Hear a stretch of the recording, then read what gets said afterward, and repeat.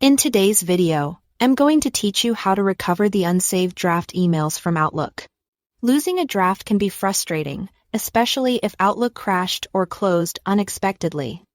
The good news is that Outlook usually keeps safety nets in place.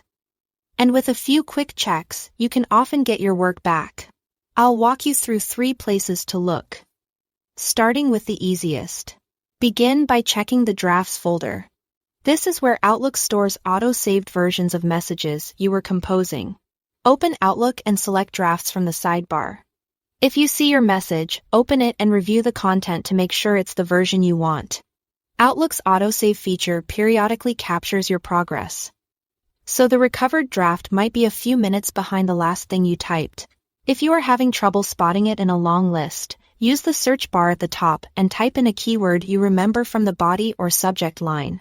Searching by a distinctive phrase can make it much faster to pinpoint the right draft.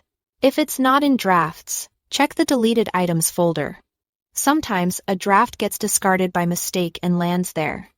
Go to Deleted Items in the folder pane and scan for the missing message. Sorting by date can help bring recent deletions to the top. When you find it, click the message, choose Move, and then select Drafts to put it back where it belongs. Here is a quick tip. If you just deleted the draft and Outlook is still open, press Ctrl-Z to undo the deletion immediately. This is often the fastest way to recover an item you've accidentally removed. If you still don't see the draft, try the Recoverable Items folder, which is available for Exchange and Microsoft 365 accounts. Start in the Deleted Items folder and look for the link at the top that says Recover Items Deleted from this folder. Click that, and Outlook will open a special view of items that were hard deleted or cleared from deleted items.